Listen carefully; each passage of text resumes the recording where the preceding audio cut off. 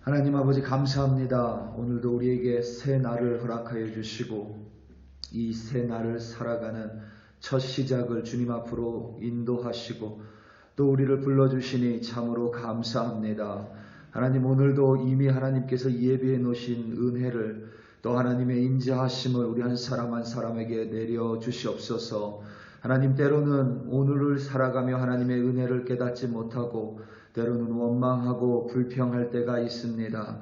하지만 하나님 우리가 늘 뒤를 돌아볼 때마다 내가 혼자가 아니었고 늘 하나님께서 나를 지키시고 모든 풍파 가운데 나를 보호하시며 나를 인도하신 하나님이심을 늘 깨닫고 하나님께 감사하는 자가 되게 하여 주시옵소서. 그래야 하나님 오늘 하루도 분명히 하나님의 보호하심과 동행하심과 인도하심으로 말미암아 감사와 기쁨이 넘치는 우리 한 사람 한 사람으로 세워 주시옵소서. 감사합니다. 예수님의 이름으로 기도드립니다. 아멘. 사무엘하 24장 15절에서부터 25절 말씀으로 주의 말씀을 증거합니다. 우리 다 함께 보시겠습니다. 능력받는 새벽기도, 응답받는 새벽기도, 성령과 함께하는 새벽기도. 할렐루야. 아멘. 5월의 마지막 날입니다. 5월 31일입니다. 한 달 동안 5월 한 달 동안 지켜주시고 또 보호해주시고 인도해주신 우리 주님의 사랑과 인자하심과 은혜에 감사합니다. 항상 뒤돌아보면 우리가 느낄 수 있는 것은 바로 이와 같은 주님의 사랑과 은혜입니다. 종종 주님께서 나와 함께 하시나 라는 의문이 찾아올 때가 있고 때때로 내가 혼자라는 생각이 들 때도 분명히 있습니다. 하나님 앞에서 불순종하고 또 연약한 믿음으로 후회와 회환이 밀려올 때도 있습니다. 내 힘으로 한 것 같을 때도 있습니다. 하지만 우리가 마지막에 다다랐을 때에 뒤를 돌아보면 그곳에는 항상 주님의 은혜와 사랑이 있음을 우리는 부인할 수가 없습니다. 그래서 늘 주님의 은혜라는 말 앞에 우리는 고개를 숙이고 숙연해지는 것 같습니다. 다소 많이 알려져 있기에 진부한 이야기일 수 있지만 하나님께서 우리와 함께 하시는 모습을 가장 잘 설명해 주는 이야기인 것 같습니다. 어떤 사람이 천국에 갔습니다. 그리고 자신의 인생을 돌아봅니다. 이상한 점은 자신에게 문제가 없었고 시련과 고통과 어려움이 없었고 즐겁고 기쁜 시간에는 자신이 걸어온 길에 두 사람의 발자국이 찍혀 있습니다. 그런데 자신이 문제를 만나고 풍파 속에서 고통과 시련 속에서 어려워할 때에는 그 시간 속에는 두 사람의 발자국이 아니라 한 사람의 발자국만 놓여 있습니다. 이 사람은 이내 하나는 자신의 발자국이고 다른 하나는 하나님의 발자국임을 깨달았습니다. 그리고 하나님께 따져 물었습니다. 도대체 왜 자신에게 아무런 문제가 없고 즐거움이 있던 인생에는 자신과 함께 걸어갔음에도 불구하고 고난의 시간, 시련의 시간, 문제의 시간에는 왜 자신이 혼자 걸어가게 했냐고, 왜 자신을 혼자 내버려 뒀냐고 따져 물었습니다. 그때 하나님께서 그 사람을 사랑의 눈으로 바라보시며 그를 끌어안아 주시고 다시 한번 그 발걸음을 돌아보라고 말씀하셨습니다. 그 사람은 억울한 듯이 자신이 걸어온 인생길을 다시 한번 들여다봤고 그제서야 눈물을 흘리며 고개를 떨구었습니다. 왜냐하면 고난과 시련에 찍힌 한 사람의 발걸음에는 바로 피가 묻어 있었기 때문입니다. 하나님께서는 기쁘고 즐거운 시간에는 그의 옆에서 그와 함께 발을 맞추어 걸어갔고 시련과 고난의 시간에는 그를 업고 자신의 피 묻은 발로 그를 업으며 홀로 걸어갔음을 그 사람의 눈을 열어 보여주셨습니다. 그것이 바로 우리 하나님의 은혜이며 우리 하나님의 사랑과 자비이고 우리 하나님의 끝없는 인자하심입니다. 그리고 우리가 이 세상을 살아갈 수 있는 이유가 바로 거기에 있음을 우리는 믿으며 오늘도 살아갑니다. 다윗은 분명히 범죄했습니다. 다윗의 인생이라고 해서 완벽하지 않음을 사무엘서 기자는 분명하게 하나님의 말씀으로 기록하고 증거합니다. 그것도 하나님께서 가장 미워하시고 싫어하시는 교만의 범죄였습니다. 심지어 요압 장군조차 인지하고 있었던, 그래서 만류했던 범죄를 다윗 왕은 아무런 거리낌도 없이 스스로 저질렀습니다. 인구조사를 통하여 자신의 힘과 자신의 권력과 자신이 이루어 놓은 업적을 두 눈으로 확인하고 싶어 했고 자신의 위대함을 스스로 기리기 원했습니다. 인구조사를 통하여 우리는 그 정도의 죄라고 말할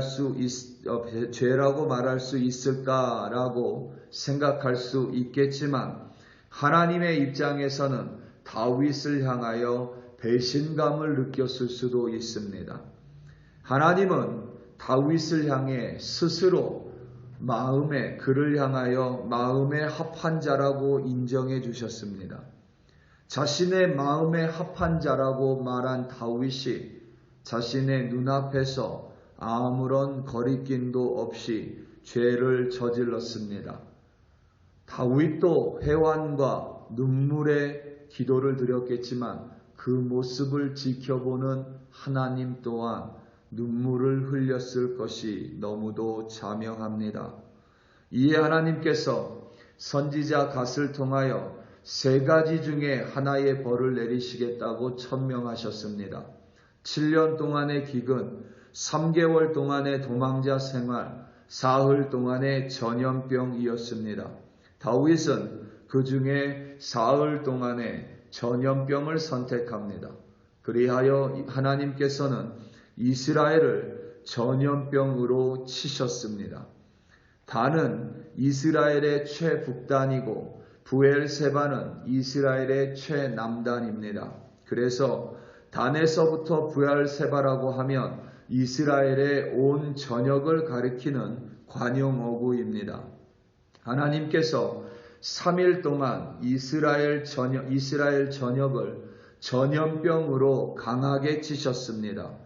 요압 장군이 이스라엘 전체 인구를 조사한 기간이 9개월하고도 20일입니다. 그런데 하나님께서는 단 사흘 동안 3일 동안 7만 명을 치실 수 있는 분이십니다. 그보다 더 큰 진노를 쏟으실 수도 있는 분이십니다. 하나님께서 보내신 천사가 예루살렘을 쳐서 멸하려고 그 손을 들었습니다. 어떤 인간도 심지어 이스라엘의 왕인 다윗조차도 속수무책으로 아무것도 할 수 없는 상황입니다. 그때 그 순간 하나님께서는 그 천사의 팔을 잡으셨습니다. 그 천사를 멈추셨습니다. 중요한 점은 하나님께서 스스로 그 천사를 멈추셨다는 사실입니다. 다윗의 회개 혹은 역대상의 기록처럼 다윗과 장로들이 하나님 앞에 회개했기에 하나님이 진노의 잔을 멈춘 것이 결코 아닙니다. 하나님이 먼저 멈추셨고 그리고 나서 하나님이 다윗의 눈을 열어 하나님이 보내신 진노의 천사를 보게 하셨고 그리고 나서 제사를 지낸 것입니다. 오늘 말씀 16절과 17절입니다. 천사가 예루살렘을 향하여 그의 손을 들어 멸하려 하더니 여호와께서 이 재앙 내리심을 뉘우치사 백성을 멸하는 천사에게 이르시되 족하다 이제는 내 손을 거두라 하시니 여호와의 사자가 여부스 사람 아라우나의 타작마당 곁에 있는지라.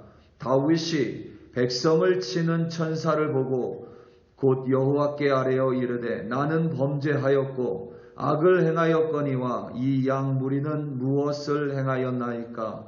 청하건대 주의 손으로 나와 내 아버지의 집을 치소서 하니라. 아멘. 어떤 이들은 이 17절의 다윗의 고백을 보면서 다윗 왕이 백성을 사랑하여 마치 하나님 앞에 백성에 대해 긍휼한 마음으로 나아갔고 그리하여 하나님이 벌을 멈추신 것처럼 읽기도 하고 해석하기도 합니다. 하지만 여기에 그려진 다윗은 치졸하고 또 치졸합니다. 앞에서 언급한 것처럼 다윗이 정말 백성을 위했다면 자신이 3개월 동안 대적으로부터 도망자의 생활을 벌로 선택했으면 됩니다. 그런데 자신은 그 벌을 받기가 싫었습니다. 그래서 3일 동안의 전염병을 선택했습니다. 정말 다윗이 백성을 위했다면 자기가 도망자의 생활에라는 벌을 받는 것을 택하면 됩니다. 하지만 다윗은 그렇게 하지 않았습니다. 다윗이 백성을 긍휼하게 여겼기 때문에 하나님 앞으로 나아갔고 하나님이 전염병을 멈춘 것이 절대 아닙니다. 제사를 드렸기 때문에 하나님이 벌을 멈추신 것도 아닙니다. 마치 아이들에게 벌을 내리는 부모가 이것을 멈추고 싶은데 뭐라도 아이가 이야기를 하기에 잘못했냐라고 고개 한번 끄덕이는 걸로 그 벌을 멈추는 것과 같은 이치입니다. 하나님은 다윗을 불쌍히 여겼고 이스라엘을 사랑했기에 먼저 진노의 잔을 멈추셨습니다. 그럼 우리는 이렇게 생각할 수 있습니다. 벌을 내리지 않으시면 됐을 것 아니한가? 그런데 벌을 내리지 않으면 이스라엘이 돌아서지 않습니다. 그리고 사랑의 하나님의 그 반대편에 있는 공의의 하나님 또한 지켜질 수 없기에 벌을 내리실 수밖에 없었습니다. 지금 하나님께서는 이 전염병과 예루살렘을 멸하려는 천사를 멈춘 이유가 철저하게 하나님의 은혜이고 하나님의 자비이며 하나님의 사랑임을 분명하게 성경은 증거하고 있습니다. 하나님께서 재앙을 스스로 뉘우치셨다는 것은 후회했다는 의미가 아니라 하나님의 마음이 그만큼 아팠다는 뜻입니다. 자신이 선택한 백성이 고통 가운데 죽어가는 모습을 보면서 그것이 불순종에 버리기에 어찌할 수 없었지만 마음이 깨어질 듯 아파 하나님께서 그 재앙을 멈추시고 돌이키신 것입니다. 뿐만 아니라 다윗의 눈을 열어 천사를 보게 하시고 선지자 갓에게 제사를 지내도록 말씀하시고 그리하여 죄사함과 용서를 베풀어 주신 것입니다. 다윗은 값없이 하나님께 제사 지내지 않겠다라고 말했지만 사실 다윗이 지불한 값은 하나님 보시기에 아무것도 아닙니다. 은 50세겔 그 정도는 하나님에게 껌값도 되지 않습니다. 마치 자신이 대단한 값을 치른 것처럼 하나님 앞에 만약에 다윗이 나왔다면 그 또한 용서받지 못했을 것입니다. 사무엘서 기자는 사무엘서를 마무리하면서 하나님의 은혜와 인도하심과 하나님의 인자와 사랑으로 그 끝을 맺고 있습니다. 결국 우리가 살아갈 수 있는 이유는 하나님의 은혜이고 사랑이라는 의미입니다.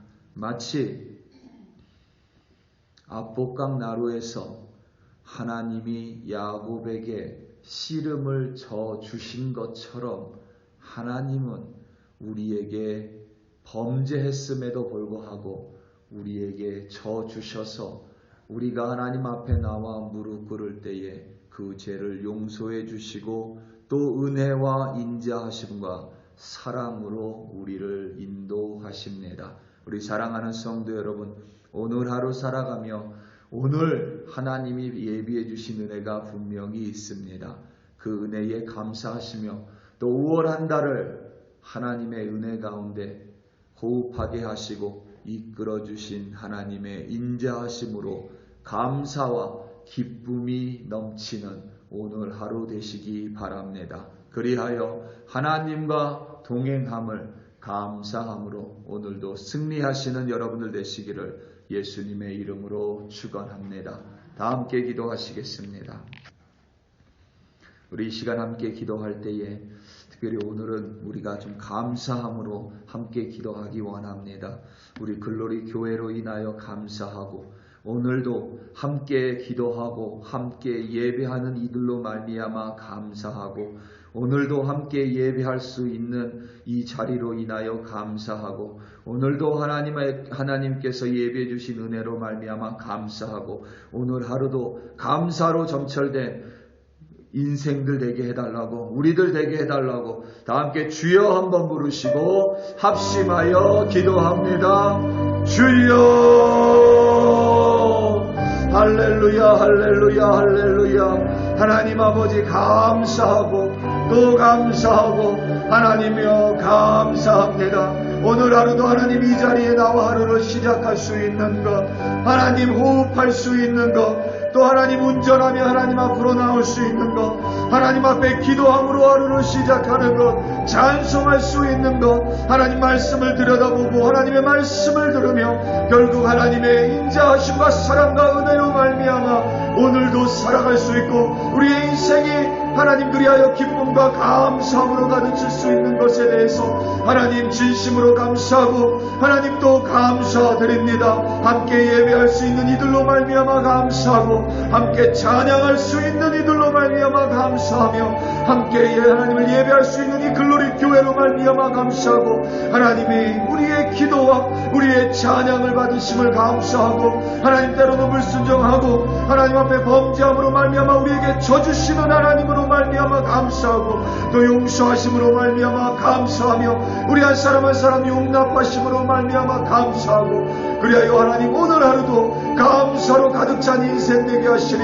참으로 감사합니다. 하나님 오늘도 감사라는 말이 우리의 입술을 떠나지 않게 하시고 그리하여 항상 기뻐하는 우리들 될 수 있도록 쉬지 않고 기도하는 우리들 될 수 있도록 오늘도 인도하여 주시옵소서.